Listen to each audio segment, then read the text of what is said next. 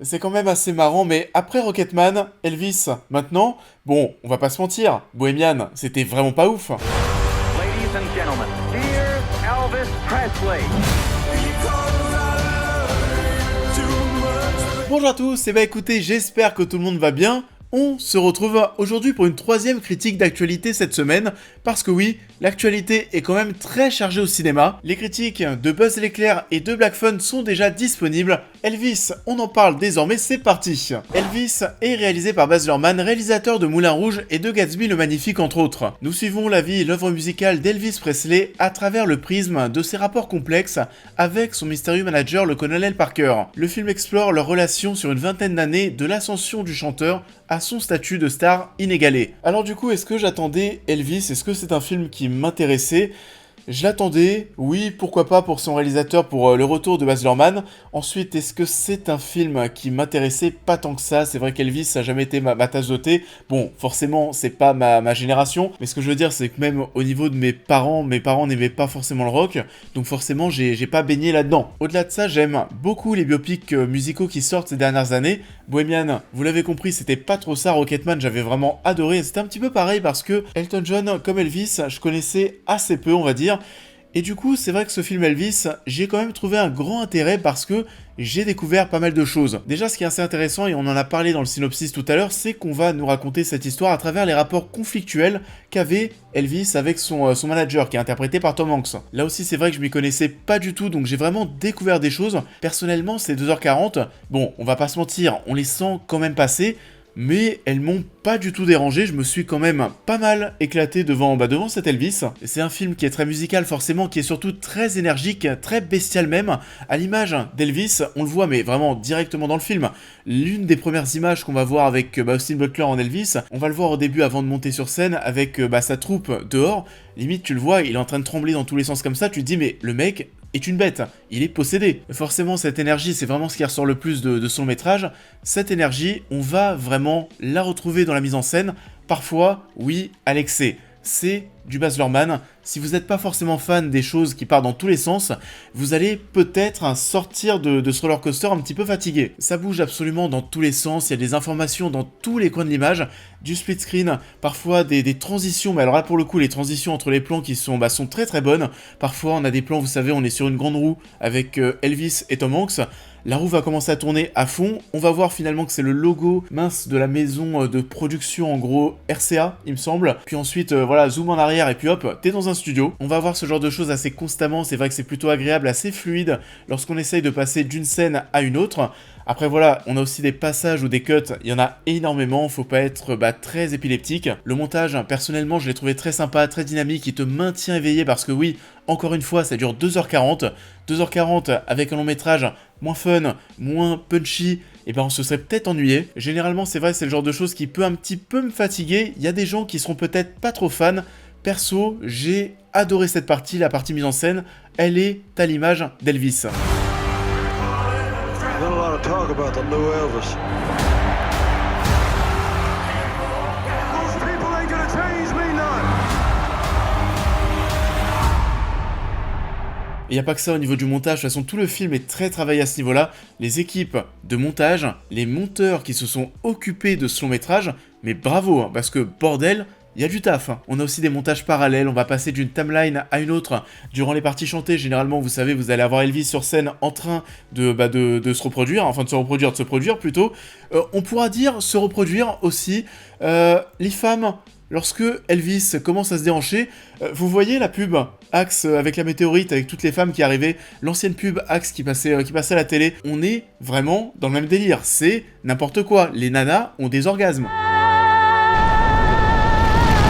Nouveau gel douche Axe Anarchy déclenche le chaos. Cela dit, au tout début du long métrage, lorsqu'on voit toutes ces personnes en train de jouir, en le voyant se déhancher, c'était quand même très très drôle. Du coup oui, pour revenir sur ce que je disais, lorsqu'on est en train de le voir se produire sur scène, il y a des passages où voilà, on va voir des flashbacks, on va le voir revenir en enfance, le voir aussi comment est-ce qu'il est devenu un petit peu possédé par la musique. Du coup parfois, durant les parties chantées, on va jongler entre le présent et le passé. Ça aussi, ça fait en sorte qu'on ait toujours quelque chose sous les yeux, des choses de quoi se nourrir, on ne s'ennuie pas, à mon sens. Il y a peut-être des gens forcément qui vont trouver le temps un petit peu long, peut-être au niveau du cœur du film.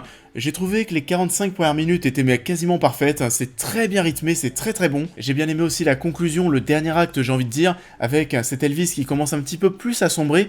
On va plus le filmer, vous savez, dans des endroits clos, des endroits sombres. On sent qu'il est un petit peu oppressé à la fois déjà par toute la pression qu'il est en train de subir, aussi oppressé par son manager. Et je parle de cette partie un petit peu plus dark à la fin, mais on n'est pas du tout sur un projet qui est noir, c'est punchy, c'est coloré. On a aussi, vous savez, voilà, c'est les paillettes, hein, c'est Las Vegas.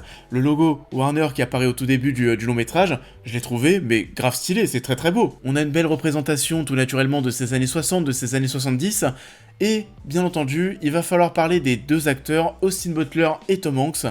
On peut commencer peut-être par Tom Hanks.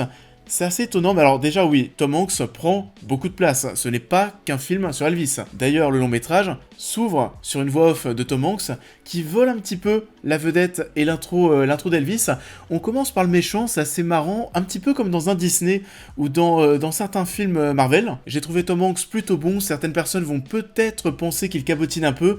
Il est vraiment, vous savez, voilà, sa manière de parler, sa manière de se tenir, sa manière de marcher, ses prothèses, etc. Mais lui aussi, il est dans l'excès. Austin Butler, que j'ai vraiment l'impression de découvrir avec ce long métrage, est excellent, c'est lui, le King. J'ai adoré son énergie, sa façon de bouger, forcément on retrouve du Elvis, cette manière d'être, comme on le disait tout à l'heure, totalement possédé par la musique et par sa prestation. Il y a un avenir encore plus brillant qui va s'offrir à lui. Pareil, au niveau du design, forcément il ressemble à Elvis. Alors les moments où il apparaît en Elvis, où il est plus âgé, avec vous savez les grosses pattes qu'il a au niveau des joues, ces passages-là, il y a des moments où il est presque méconnaissable. Le tout premier plan, on va voir apparaître Elvis dans le film. Austin Butler, je l'avais pas reconnu. There's a lot of people saying a lot of things. But in the end, you gotta listen to yourself.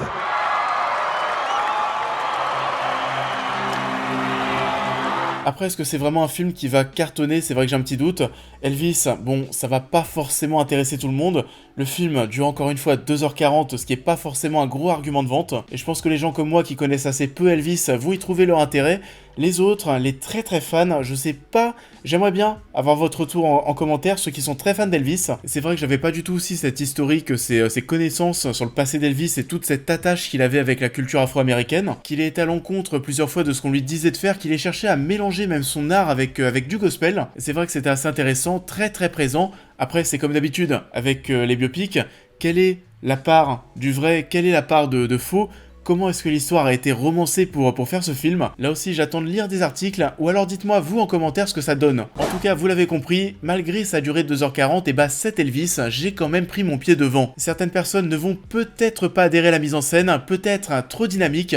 Personnellement, je la trouve totalement cohérente avec ce qu'on essaie de faire avec le style d'Elvis. Pour le coup, c'était assez cohérent, on se devait d'avoir ce mariage sous les yeux entre Baz Luhrmann, le réalisateur, et le King, le roi du rock'n'roll. But it's lost its sense of direction, even its common decency. You don't so much as wiggle a finger. Ça en est tout pour cette critique, j'espère qu'elle vous aura plu comme d'habitude. Je vous invite à la liker, à la partager, à me dire en commentaire ce que vous avez pensé de l'œuvre en question, à me suivre sur l'intégralité de mes réseaux sociaux pour plus de news et réactions à l'actualité, mais aussi à devenir membre soutien si vous souhaitez soutenir mon travail, et on va se retrouver très vite sur la chaîne pour cette prochaine critique.